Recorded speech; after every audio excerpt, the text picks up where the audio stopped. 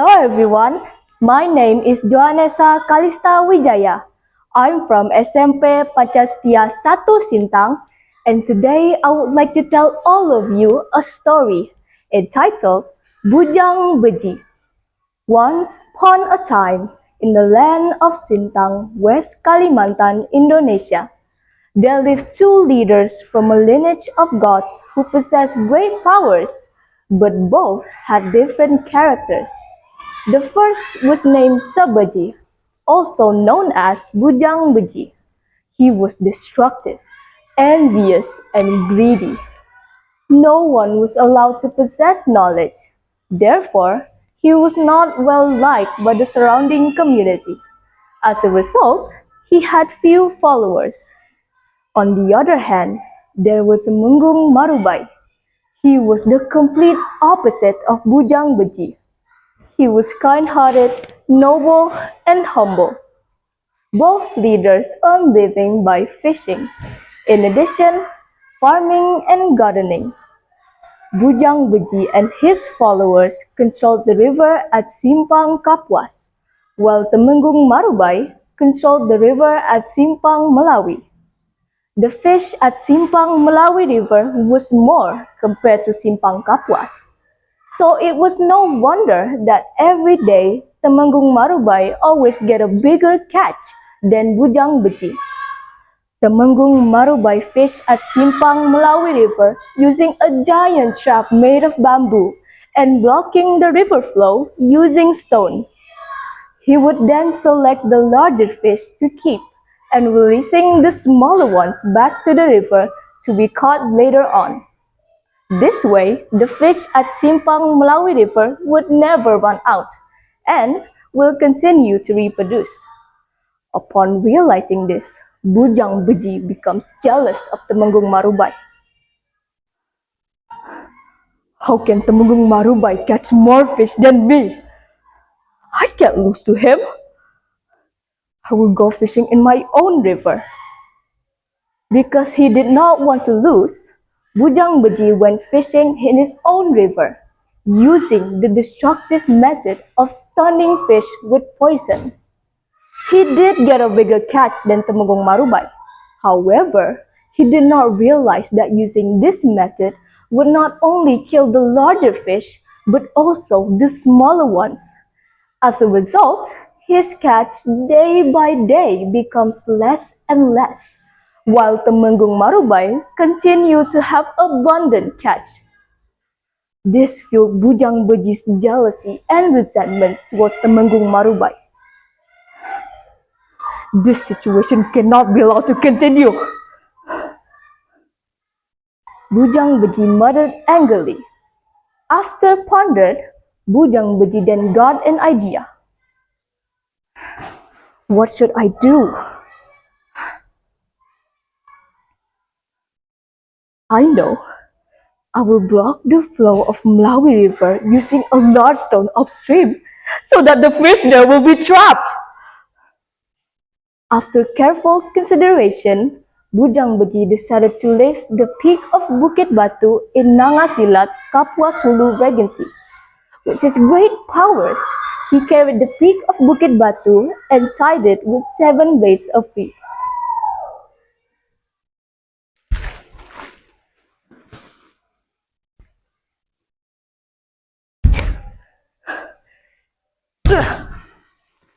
But during his journey, Bujang Beji suddenly heard a voice of a woman laughing at him.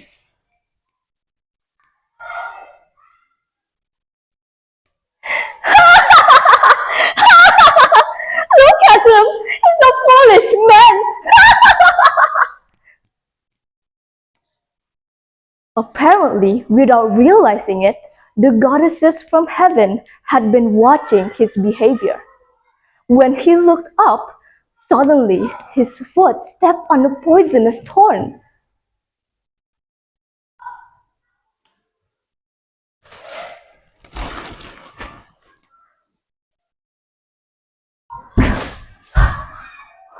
What is that sound? Ouch! My foot! cried Bujang Beji while he hopped in pain. At that moment, the 7 blades of reed snapped, making the peak of Bukit Batu fell and sank at a region called Jetak.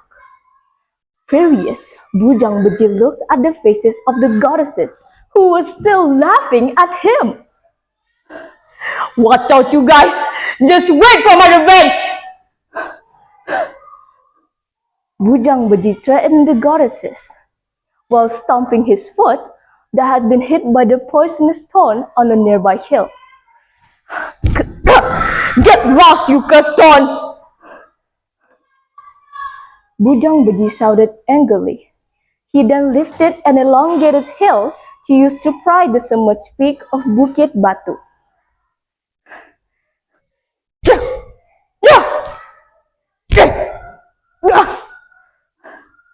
However, the peak of Bukit Batu was already attached to Jetak, so Bujang Beji's plan to move the peak of Bukit Batu to Rumawi's river source failed.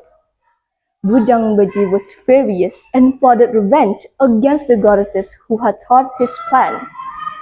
Bujang Beji then planted a kumpang mambu tree that would be used as a path to heaven and destroyed the goddesses who had thwarted his plan. Within a few days, the tree grew tall, so high that its peak was invisible to the naked eye from below. But before he climbed the tree, Bujang Beji performed a traditional ceremony known as Bedarak Begelak. He would feed all the animals and evil spirits so that they do not hinder his intention, but instead help him to reach heaven and destroy the goddesses. During his ceremony, Bujang Beji forgot a couple of animals. Those animals were a group of sampok and bears. They were furious at him. They felt belittled by Bujang Beji. So they discussed a plan to thwart his intention.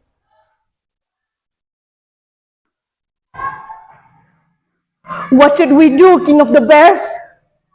asked the King of Sampok.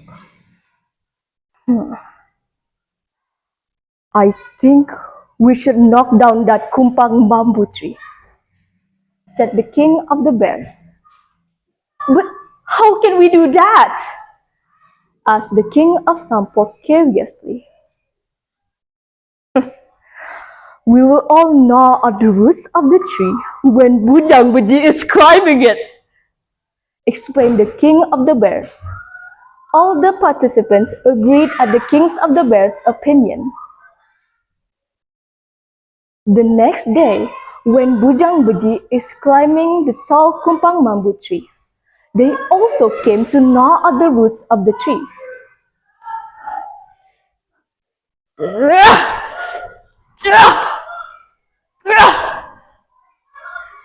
Because there were so many of them, the tall kumpang bamboo tree began to shake. Then at that moment, before Bujang Beji could reach heaven, he suddenly heard a very loud sound.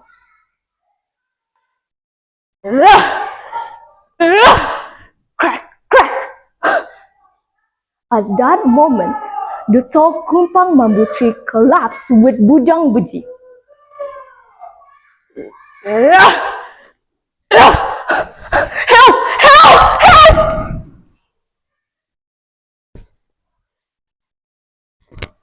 The tall tree crashed at the upper reaches of Kapuas Hulu River. Bujang Beji, who fell with the tree, died instantly. According to this story, the body of Bujang Beji was divided by the surrounding community to be used as magical talisman. The peak of Bukit Batu that was separated from Bujang Beji's support becomes Bukit Kelam, and the broken hill that was used to pry it out turned into Bukit Liut. And the hill that was used as an outlet for Bujang Beji's feet that had hurt by the thorn was now named Bukit Rentak. Audience, the moral value from this story is that we shouldn't instill jealousy and greed in us. That is all for me. Thank you for your attention. Goodbye.